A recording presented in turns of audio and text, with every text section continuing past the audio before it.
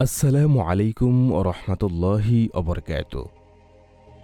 রাসূল সাল্লাল্লাহু আলাইহি সাল্লামের অন্যতম প্রিয় সাহাবী মুসাব ইবনে উমাইর রাদিয়াল্লাহু আনহু। রাসূল সাল্লাল্লাহু আলাইহি সাল্লাম তার প্রসঙ্গ উঠলে বলতেন, মক্কায় মুসাইবের চেয়ে সুদর্শন এবং উৎকৃষ্ট পোশাকধারী আর কেউ ছিল না। বাবা মার পরম আদরে ঐশ্বর্যের মধ্যে লালিত হওয়া সুদর্শন এক যুবক মুসাব। তার মা অনেক সম্পদশালী ছিলেন।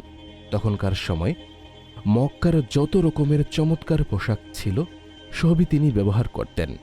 মক্কার সবচেয়ে উৎকৃষ্ট এবং দামি পারফিউম ব্যবহার করতেন তিনি। মুসাব কোনো রাস্তা দিয়ে গেলেই সেই রাস্তা ঘ্রাণে আমোদিত হয়ে যেত। মুসাবের তীক্ষ্ণ মেধা, জাঁকজমকপূর্ণ জীবন, আউটলুক, স্মার্টনেস, ব্যক্তিত্ব, হৃদয়গ্রাহী ভয়েস সব কিছুই মক্কাবাসীর মনোযোগ কেড়ে নিয়েছিল। মক্কার অলিতে গলিতে কোরাইশদের আড্ডায় তখন একই আলোচনা, মুহাম্মদ ও তার নতুন দিন ইসলাম। এসব আলোচনা শুনে মুসাইবের খুব আগ্রহ হয়। তিনি জানতে পারলেন রাসূল সাল্লাল্লাহু আলাইহি সাল্লাম তার প্রতি বিশ্বাসীরা আল আকরামের বাড়িতে সমবেত হন। সব দ্বিধা জেরে ফেলে মুসাব একদিন হাজির হলেন আকরামার বাড়িতে। রাসূল সাল্লাল্লাহু আলাইহি সাল্লাম সেই দিনগুলোতে তার সাথীদের সাথে মিলিত হতেন, তাদেরকে কোরআন শিক্ষা দিতেন, তাদের সাথে নামাজ আদায় করতেন। মুসাব সেখানে বসতে না বসতেই কোরআনের আয়াত নাজিল হল। রাসূল সাল্লাল্লাহু আলাইহি সাল্লামের মুখ থেকে সে আয়াত বের হয়ে সকলের হৃদয়ে প্রবেশ করতে লাগল।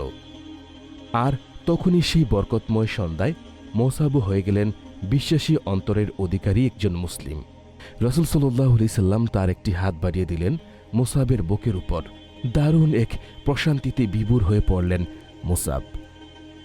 ইসলাম গ্রহণের কিছুদিন পরই মুসাবের মা তা জেনে ফেলেন। মুসাব মুসলিম হওয়ায় তার মা কিছুতেই মেনে নিতে পারছিলেন না। বকাঝকা, মারপিট কিছুতেই তাকে ইসলাম থেকে ফেরানো যায়নি। শেষ পর্যন্ত মা তাকে গড়ে আবদ্ধ করে রাখলেন।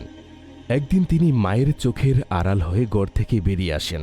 তার মা তাকে ইসলাম থেকে ফেরাতে ব্যর্থ হয়ে সবকিছু দেওয়া বন্ধ করে দেন। কোরাইশদের সেই চরম আদরে ও বিলাসী যুবক মুসাব এখন মোটা শতছিন্ন তালিযুক্ত পোশাক পরেন। একদিন খাবার জোটে তো অন্যদিন জোটে না। একদিন মুসলিমদের একটি দল রাসূলের পাশে বসে আছেন। এমন সময় পাশ দিয়ে তারা মুসাবকে যেতে দেখলেন। তাকে দেখেই বৈঠকে উপস্থিত সকলের চোখে পানি চলে আসলো। কারণ মুসাবের গায়ে তখন শত তালিদে একটি জামা, যাতে মারাত্মক দারিদ্র্যের ছাপ। তাদের সকলের মনে তখন ইসলাম পূর্ব মুসাবের ছবি ভেসে উঠল। এই দৃশ্য দেখে রাসূল সাল্লাল্লাহু আলাইহি সাল্লাম বললেন, মক্কায় মুসাবের মতো বাবা মার এত আদরের কোনো যুবক ছিল না। আল্লাহ ও তার রাসূলের ভালোবাসায় সে সব কিছু ত্যাগ করেছে। মুসাব ছিলেন ইসলামের ইতিহাসে প্রথম দূত। মদিনায় মুসলিমদের দ্বীনের শিক্ষা ও ইসলামের দাওয়াত দেওয়ার জন্য রাসূল সাল্লাল্লাহু আলাইহি সাল্লাম তাকে দূত হিসেবে মদিনায় পাঠান। মুসাবের প্রখর বুদ্ধিমত্তা, উদারতা, সুন্দর বক্তৃতা মদিনায় দ্রুত ইসলামের প্রসার ঘটিয়েছিল। মদিনায় সর্বপ্রথম তিনি জুমার নামাজ কায়েম করেন। প্রচণ্ড মেধাবী এই সাহাবী তার বেঁচে থাকা অবস্থায় যতটুকু কোরআন নাজিল হয়েছিল তিনি তা মুখস্থ করেছিলেন। উহুদ যুদ্ধের ময়দান। রাসূল সাল্লাল্লাহু আলাইহি সাল্লাম মুসাবকে ডেকে ইসলামের পতাকাটি তার হাতে দিয়েছিল। উহুদ যুদ্ধে মুসাব অত্যন্ত আমানতদারিতার সাথে এক হাতে পতাকা উঁচু করে ধরেন এবং অন্য হাতে তরবারি চালান। হঠাৎ এক কাফের তার দিকে এগিয়ে এসে তরবারির এক আঘাতে ডান হাত বিচ্ছিন্ন করে ফেলেন। মুসাব বাম হাতে পতাকা তুলে ধরেন। তরবারির অন্য আঘাতে তার বাম হাতটিও বিচ্ছিন্ন হয়ে যায়। দুই বাহু দিয়ে মুসাব পতাকা ধরেন।